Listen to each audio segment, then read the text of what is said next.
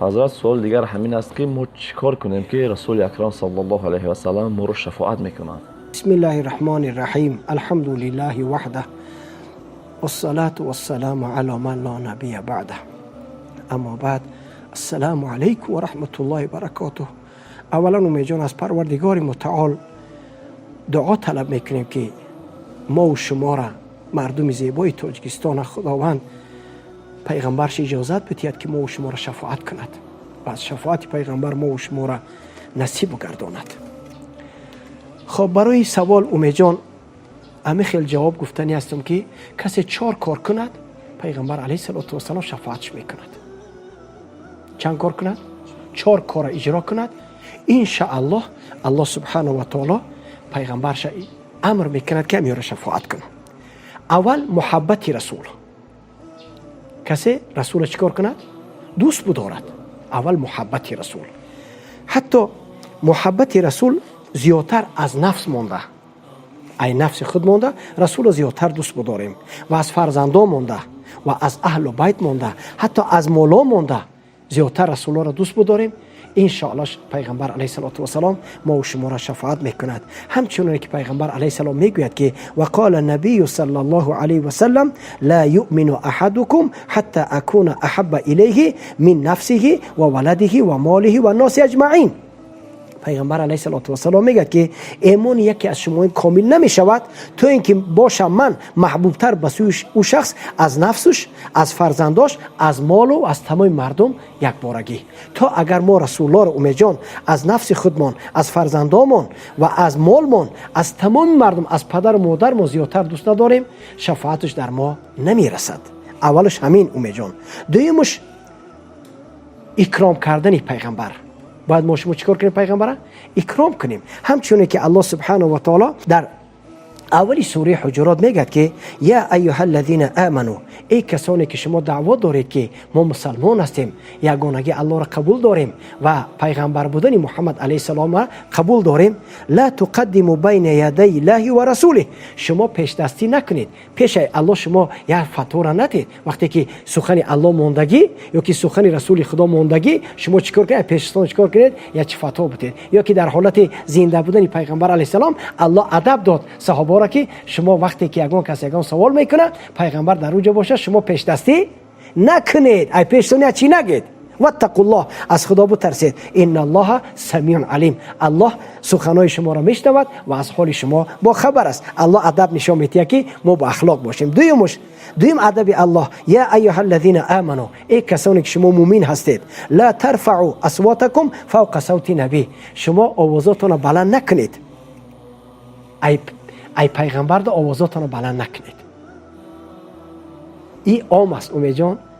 در حال حیات پیغمبر هم حق نداشت که در پیش پیغمبر آوازش بلند کند. حاضرم کسی اگر حج برود مسجد پیغمبر بدراید، در مسجد پیغمبر حق نداره آوازش بلند کند و هیچ کس حق نداره در پیش قبر مطهر پیغمبر خدا چیکار کند؟ آوازش بلند کند. حضرت عمر رضی الله تعالی عنه میگه که در مسجد همونجا شتگی بود که 2 کس آوازشون بلند کرد. بعد فریادشون که شما از کجا میشید؟ گفت ما از طائف میشیم. گفت والله اگر شما از مدینه میشید من شما را از زدن بدنتون در من میکردم. شما را کی اجازه داده است که شما در پیشی در مسجد پیغمبر آوازتون بلند کنید؟ یعنی الله سبحانه و تعالی صحابه را ادب داده میگه که یا ایها الذین آمنو لا ترفعوا اصواتکم فوق صوت نبی. برای تمام بندگان الله ادب نشون میده که شما آوازتان از آواز پیغمبر بالا نکنید. ولا تجهروا له بالقول كجهر بعضكم لبعض، شما بلند نکنید از برای پیغمبر به سخن مثل جهری بلند کردن بعضی شما برای بعض. ان تحبط اعمالكم وانتم لا تشعرون، اگر کسی آوازش در نزد پیغمبر بلند کرد چیکار نکنه؟ یعنی عملای صالحش از بین میره، به خبر میموند. حتی در اینجا جان یک قصه زیبا را ثابت ابن قیس ابن شماس وقتی که می آید فرود می آید خانش میره، پیش زنش میره، زنش میگه که مرا در آغل اسب میخ بزن محکم کن. میگه مردک جو چوی کارو میکنی؟ او کارو نباشه، محکم کن مرا. ایبن چند روز میگذره پیغمبر علیه السلام میپرسه که ای صحابگان کنی ای ثابت ابن قیس کجا شید؟ سعد ابن معاذ میگه که رسول خدا هازی من میفهمم. رفت خونش پرسید اویلش گفت که ای مادر کنی رفیقی ما. ای گفت چی میپرسی؟ چند وشی در آغولی اسب خش محکم کرد. برفت گفت که ای صوبی چرا این کار کردی؟ گریه در جواب داد که من دوزخیم. گفت چرا دوزخی؟ گفت که الله سبحانه و تعالی میگه که شما آوازتون در نزد پیغمبر بلند نکنید. من آواز در پیش پیغمبر بلند میکردم برای من دوزخیم. سعد ابن معاذ دویده پیش پیغمبر آمد. گفت که پیغمبر خدا ثابت ابن قیس میگه که من دوزخیم. پیغمبر علیه السلام جاش میخزه میگه بگید زید جنتی است. و برای حق آواز بلند میکرد. بعد رفته کشاده آوردش پیش پیغمبر گفت که تو از اهل جنتی، تو از اهل دوزخ نیستی. اصحاب پیغمبر میگفتن اومی جان که ما قطعی آدم جنتی طعام میخوردیم، ما قطعش قدم میسدیم. همچنونه که درباره ازواج مطهرات درباره عایشه مادرمون میپرسن که کی را از زنها دوست میداری؟ پیغمبر چی میگفت؟ عایشه را. ای مردها کی را؟ میگفت پدرش. میگفت ای اویا پیغمبر یگان زن حورالعین گفتگی است زنهای جنتی؟ بله. پیغمبر علیه السلام گفتگی است که من صرح ان ينظر الى امرأة من امرأة من الحور العين فلينظر الى ام رومان. کسی اگر به سوی زنی به مثل زنهای بهشتی حور العینا بخواه نظر بکنه، به سوی ام رومان مادر عایشه را نظر کنه. پیغمبر علیه السلام مادر عایشه را حور العین گفته بود.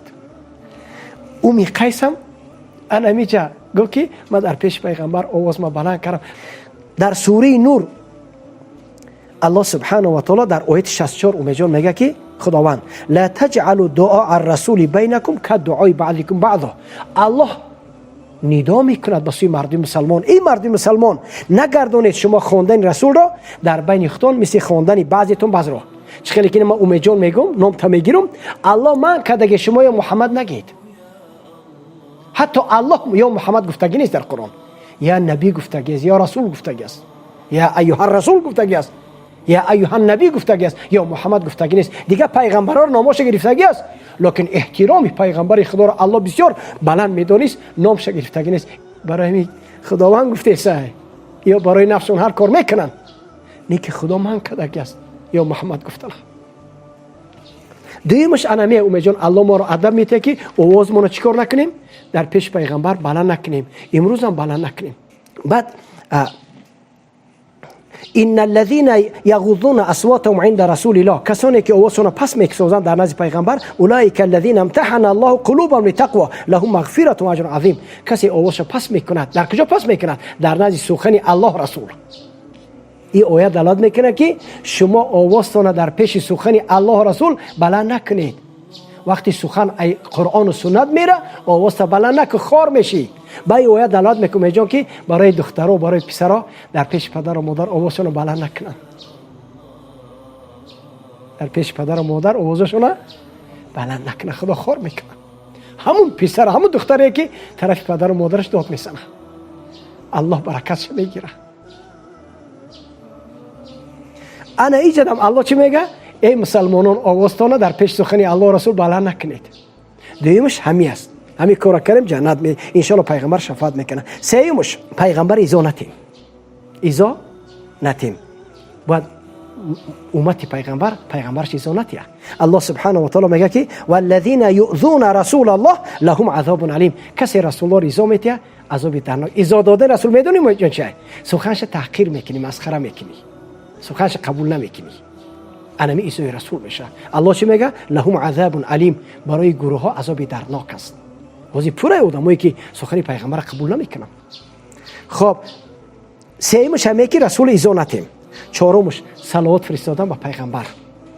ان الله و ملائکته یصلون علی النبی یا ایها الذین آمنوا صلوا علیه و سلموا تسلیما. الله میگه من بر پیغمبر صلوات میفرستم، شما هم صلوات فرست. یعنی چهار چیز کدام اومد بکنه اومی جان از شفاعت رسول ان شاء الله برخوردار میشه. کسی چهار کارا نکنه پیغمبر ایخسا میگه تو گوشاوسو میگه من تو بیزار میگه. یکم چی اومی جان؟ محبت رسول، دومش اکرام رسول، سومش ایذا ندادن رسول، چهارمش صلوات فرستادن به پیغمبر علیه الصلاه و السلام. خداوند ما و شما را روزی بگردونه، این 4 کار ادا بکنیم و پیغمبر خدا را دوست بداریم، سخناش را دوست بداریم، تو اینکه از شفاعتش در روز قیامت با نصیب شیم. خداوند همگی ما و شما را از شفاعت پیغمبر با نصیب و روزی بگرداند. السلام علیکم و رحمت الله و برکاته. حضرت جان سوال دیگر همین بود که آیا کتاب هست که فتوا بدهد اما رسول اکرم صلی الله علیه و آله سخنهاش حدیثش قبول نکنند؟ خب اومی جان، من در فتواها بسیار دیدم، در فتوا اومی جان بسیار دیدم این مسئله را که فتوا باشد و سخناشون زیدی سخن پیغمبر باشد، حتی زیدی سخن امام اعظم است. میگد که من حنفیم، لیکن سخن امام ابو حنیفه را قبول نمیکند. یک حدیثی دروغ میگیرد، حدیثی که حدیث نیست، موضوع است، دروغ همون را میگیرد و سخن پیغمبر خدا را حدیث در بخاری اومده است، در مسلم اومده است، نمیگیرد. برای چی کار میکنه اومی جان؟ برای که تعصب دارن، تعصب، کینه. کسی تعصب داره و راهیاب نمیشد. من ای کدوم فتوایی باشه، من اینجا فتوای بسیار دارم اومی جان، شاید اکثری مردم چنین ما فتوا نداشتم. ما فتوا الحمدلله ما متخصصیم اومی جان مذهب حنفی ای. من یک عمر در مذهب خوندم، من الحمدلله مردم فتوا را نامش نشنیدن. من فتوای زیاد دارم، نه که من یکیم، من مقلد نیستم، من متبع اومی جان. باید بدونم مردم تاجیکستان که من مقلد نیستم که هر گپی دروغ قبول کنم. خلق گفته میدونی چرا میگم اومی جان؟ نقطه در سر گیا نقطه را میندازی هر جا میبریشه، یعنی کجای بخوای میبریشه. امیرا نقطه میگن، من نقطه ندارم. من سخنی هر کتاب نگاه میکنم که با سخنی الله رسول راست بگه قبولش دار نباشم، میگم بزرگی در خودت. من دلیلش میکنم که اگه جا دلیل داره. باید هر مسلمان متبع باشد، مقلد نباشد. باید مقلد دیوانه میشد، مقلد ابله میشد. مقلد یه چیزی رابطه کو میشون، اما مقلد نرابطه کدام طرف توبتش میرد. برای این سبب الحمدلله رب العالمین ما برای شما از نامدارترین فتوا رد المحتار، فتوای شامی. من یک مثال میارم که نمی فتوای بزرگه، لکن سخن پیغمبر خدا را قبول نمیکنه. سخن امام اعظم میگه من حدیث ضعیف موضوع را میگیرم، میگه این سخنا را نمیگیرم. درباره چی مثال؟ رد المحتار جلد 4 اومی جان کتاب نکاح، درباره نکاح کافر رد المحتار باب داره. و درباره پدر و مادر پیغمبر در حالت کفر مردن. یک سوال عجیب است اومی جان، پدر حضرت ابراهیم بت تراش بود، مشرک بودن. پسر حضرت نوح مشرک بود، کافر مردن. از آن جمله پدر و مادر پیغمبر ما هم در حالت شرک گذشتگان. حاضر حدیث صحیح مولا علی قاری یک رساله دارد. این یگان عیب پیغمبر ما نمیشد. الله سبحانه و تعالی میگه که یخرج الحی من المیت و یخرج المیت من الحی. الله میگه من ذات اسم ای کافر مسلمان میرورم، ای مسلمان کافر میرورم. این برای پیغمبر ما یگان خیل جای یگان چی نمیشد؟ جای خودی پیغمبر خدا گفته که پدر ما در جهنم، مادر ما بدین گذشته. خودی پیغمبر میگه. برای این سبب نگاه که مولا علی قاری چی میگه؟ چی رد المحتار در کتاب چی میارد؟ کم آورد فی حدیث ضعیف. میگه حدیث ضعیف آمدگی است که پدر و مادر پیغمبر در حالت پیغمبر زنده شدن و ایمان آوردن و مردن. این گپ دروغه. مولا علی قاری در موضوعات کبرا و صغراش همین 4 و 5 حدیث میاره که همین موضوع دروغه، همین حدیث دروغه زنده شدن. این خیلی گپ نیست که پدر و مادر پیغمبر زنده شو ایمان آورده باشن. این رد المحتار بسیار فتوای نامداره. میگه که حدیث ضعیف ده، این حدیث ضعیف میگه زنده شده، میره قبول دارم. ابن عساکر میگه که خرجت من نکاح ولم اخرج من سفاح. خب من لدن آدم الى ان ولدنی ابی و امی ولم یوسبنی من سفاح الجاهلیه شیء. پیغمبر خدا میگه که ما با نکاح اومده ایم. راست 4 خیل نکاح بود پیش جاهلیت. دهتاش همین نکاح این روز میکردن، 3 تاش باطل بود. ان شاء الله در این 4 نکاح یک روز ان شاء الله اومی جان خب سوالم بود ای بعضی ها پیش جاهلیت چند خیل نکاح بود، 4 خیل نکاح است. ان شاء الله همش جواب میگیم ان شاء الله حاضر است. ما دیگه مسئله را چی میکنیم؟ یعنی رد المحتار میگه که زنده شدن پدر و مادر پیغمبر انا بعد مردنشون میگه حدیث ضعیفه، ضعیف نه، موضوعه، دروغه. انا میره قبول میکنه، میگه هیچ منافات نداره که امام ابو حنیفه در فقه اکبرش گفتگی که انا والدیه صلی الله علیه و سلم ماتا علی الکفر. امام ابو حنیفه رحمت الله علیه سردار مذهبمان در فقه اکبرش گفتگی که پدر و مادر پیغمبر در حال کفر گذشتگن. در کجا گفتگی اومد جو؟ در فقه اکبرش امام ابو حنیفه رحمت الله علیه گفتگی که خب ان والدیه صلی الله علیه و سلم ماتوا علی الکفر، پدر و مادر پیغمبر در حالت کفر گذشتگن. امام اعظم در کتاب فقهش گفتگی، فقه اکبر گفتگی است. میگه میگه ما قبول نمیکنم. میره صاحب رات الامور میگه که ما حدیث دروغ قبول میکنم. خب با دوامش ولا ما فی صحیح مسلم با میگه شما قبول نمیکنه. میگه در صحیح مسلم اومده که استاذنت ربی ان استغفر لامي فلم یاذن لی. میگه که از الله اجازه پرسیدم که رفته قبر مادر ما زیارت کنم، اجازه داده که برای دعاش اجازه نداد. از الله پیغمبر میگه اجازه پرسیدم که قبر مادر ما زیارت کنم، اجازه داد برای زیارت، لکن برای دعا چی نکردم جون؟ اجازه نداد. برای چی؟ برای که بیدین بودن، در حق غیر دین دعا کردن درست نمیشد. خب بو در حدیث مسلم اومده است که ان رجلا قال یا رسول الله این ابی. میگه یک مرد اومد میگه پیش پیغمبر این ابی. این اگر کسی علم خوندگی باشه، عربیت گراماتیک را بدونه اومیجان، این ظرف مکانه.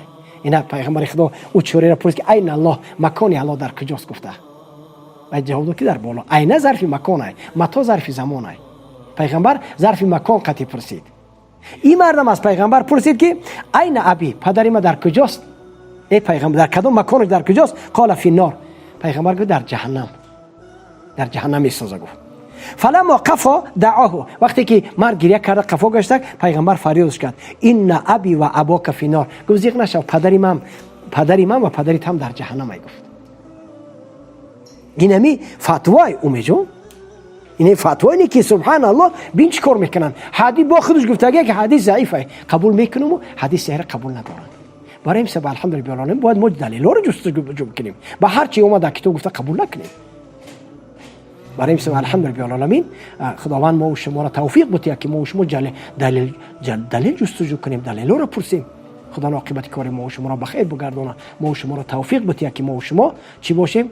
ای قفای دلیل باشیم. السلام علیکم و رحمت الله و برکاته. حضرت جان یک سوال دیگر است که امروز بسیاری جوانان همین سوال هم در واتساپ، ایمیل که دیگر شبکه‌ها می‌نویسند، خواهش کردند که پرسان شویم.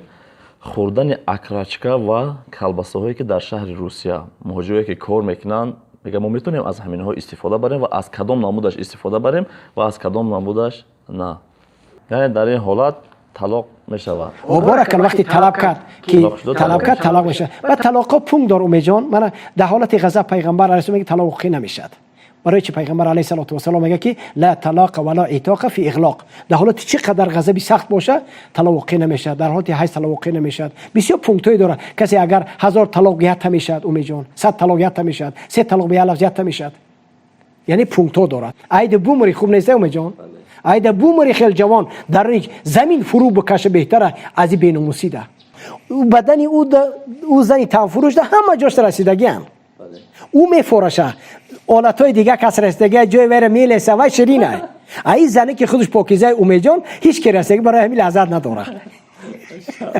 بهترین جواب. خدا برکت بده. ماشاءالله.